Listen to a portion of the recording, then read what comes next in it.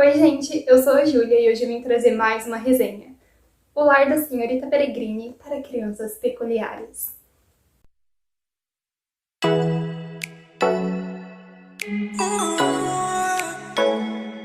Para começar, eu já informo que essa parte do vídeo vai ser sem spoilers. E quando eu for falar dos spoilers, eu vou avisar, tudo bem? Então, da resenha sem spoilers, eu só tenho a dizer que a gente começa com esse protagonista, o Jacob Portman, que ele tem por volta, se eu não me engano, de 16 ou 18 anos, por aí. Já faz um tempinho que eu li esse livro, sabe? E assim, a vida dele é monótona, ele é monótono, tipo, gente do céu, aquele garoto me dava raiva, raiva. Tipo, eu tentei ler esse livro uma vez e eu abandonei ele, tipo, no comecinho, porque dá raiva do Jacob, eu não gosto dele, gente, é muito tedioso, a vida dele é um tédio só. E, tipo, até ele odeia a vida dele, sabe? Então, assim, a única coisa boa, assim, que teve na vida dele foi quando ele era criança, porque ele amava ouvir as histórias do vô dele. O vô dele dizia pra ele que durante a Segunda Guerra Mundial ele passou a infância em uma ilha encantada, mágica, com seus amigos peculiares, muito diferentes das pessoas comuns por aí, só que diferentes de um jeito maravilhoso, encantador. E aí o Jacob ficava fascinado com essas histórias e o vô dele também tinha várias fotografias sinistras, bem estranhas, que inclusive tem nesse livro. Gente, dá medo, viu? Porque assim, vou falar a verdade pra vocês. Deixa eu achar aqui uma bem esquisita mesmo, porque, ai, calma. Olha isso, gente. Era esse tipo de fotografia que o vô do Jacob mostrava pra ele quando ele era criança. Mas ele amava, então tudo bem, não julguemos, né? Mas eu fiquei com muito medo enquanto eu estava lendo. E não é um terror, não é nada macabro, nada de assombração, nada. Sabe, é bem tranquilo a história. Só que o que acontece? O Jacob cresce e ele para de acreditar nessas histórias, e aí os pais dele pegam e falam pro Jacob que essas histórias do vovô Portman foi uma maneira, assim, do avô dele transformar aquele período terrível da Segunda Guerra em uma coisa mais suportável. Então, assim, e aí toda a família começa a achar que o avô dele é demente e tem um dia, um lindo dia, em que o Jacob está trabalhando em uma das farmácias da família dele e aí o avô dele liga desesperado, dizendo que os monstros estão na casa dele e que os monstros vão matar ele. E aí o Jacob vai desesperado até a casa do vô dele, achando que é mais um ataque de demência, só que quando ele chega lá, ele não encontra o vô dele. A casa tá toda revirada, e aí tem meio que tipo uma mini floresta ali do lado, porque é um condomínio de idosos.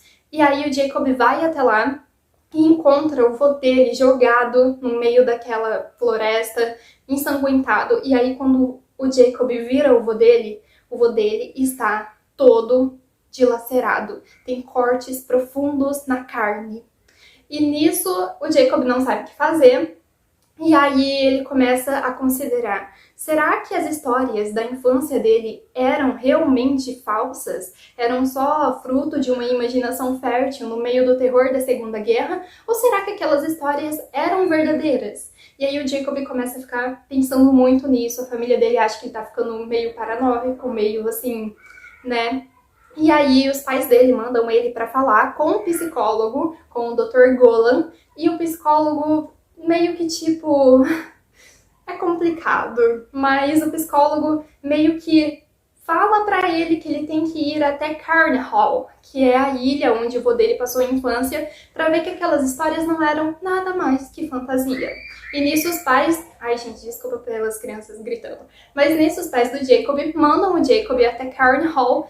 Se eu não tô enganada, é na Irlanda. Só que ele não vai pra, tipo, ter certeza de que aquelas histórias eram puro fantasia. Ele acredita naquelas histórias porque naquela noite em que o vô dele morreu, ele viu um monstro entre as árvores. E aquele monstro era um homem com membros retorcidos, pernas, braços retorcidas.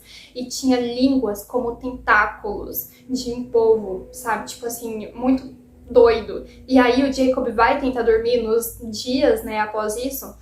e ele sente olhos assustadores seguindo ele por onde quer que ele vai. Ele olha assim, tipo, pela fresta da porta quando ele tá dormindo e ele vê sombras de homens retorcidos com tentáculos no lugar da língua, sabe? Então, assim... Essa foi a resenha sem spoiler para vocês. Agora da parte com spoiler. Gente do céu, gente do céu. O Jacob chega em Carnarvon e tudo parece muito simples, tipo, o negócio é meio sinistro de qualquer jeito, sabe? Porque a atmosfera aqui é meio doida. Só que aí o Jacob, ele se depara com um mistério que alguém matou um rebanho de ovelhas. Tipo, matou de um jeito muito louco, muito sanguinário, muito cruel, sabe? Como se estivesse sentindo prazer em dilacerar aquelas ovelhas daquele jeito. Então, assim, e todo mundo fica pensando, nossa, quem foi que matou? Porque Carnarvon é uma vilazinha muito pequena. E aí começam a suspeitar até do próprio Jacob. E nisso, um dia o Jacob resolve ir até a casa onde o vô dele passou a infância durante a Segunda Guerra, que fica do outro lado da ilha. A casa foi destruída por um míssil nazista na época da Segunda Guerra, então, tipo, o mato tomou conta dos escombros também, ninguém mais vai lá. E quando o Jacob tá nessa casa, ele começa a ouvir vozes. E aí, ele vê uma menina que consegue levitar uma bola de fogo nas mãos. E, tipo, ele começa a correr atrás das crianças porque ele quer respostas. E aí, gente, o que acontece? Essas crianças correm até um antigo cemitério, tipo, de séculos e séculos atrás, um cemitério de pedra. Daquele que, tipo, assim, tipo, aqui tá o solo. E aí aqui tem só um negocinho que parece uma lápide mesmo, mas o cemitério vai descendo, é uma ladeira assim, até o fundo do solo, né, tipo, abaixo do solo. Porque ali eram enterradas várias pessoas e não sei o que lá. E, gente, o Jacob entra nesse túmulo, né, antigo, e aí, gente, quando ele sai, ele não encontra ninguém lá, e quando ele sai, ele pensa, poxa vida, vou sair, né, vou voltar lá pro hotel, pra hospedaria, porque meu pai tá me esperando. E aí, quando ele entrou nesse túmulo, tava chovendo, tava, tipo, caindo do céu. E quando ele sai, tá um dia ensolarado.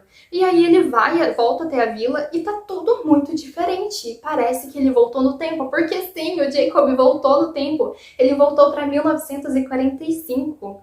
Se eu não me engano, é 45. E, tipo, em plena Segunda Guerra Mundial. E aí, enquanto ele está na vila, sem entender, tipo, nada, ele vê de novo aquelas crianças que estavam na casa. E aí as crianças começam a perseguir ele. E nisso ele descobre um menino invisível, a menina que consegue fazer fogo com as mãos. E aí ele descobre muitas outras crianças. E são essas as peculiaridades dessas crianças. Essas crianças acabam levando Jacob até a casa onde o avô dele vivia, só que o avô dele, no caso, não está lá, então ele não se encontra com o avô dele acabou de sair para ir lutar na guerra, né, do lado dos Yankees. E aí, gente, o que acontece? O Jacob conhece a diretora daquele orfanato, daquele lar para crianças, não chegava a ser um orfanato, que é a senhorita Peregrini, que dá também título a este livro maravilhoso. E aí acontecem muitas e muitas e muitas coisas, e a gente descobre como é que aqueles monstros começaram a existir, e aí a gente descobre como derrotar os monstros. O Jacob é uma criança peculiar, porque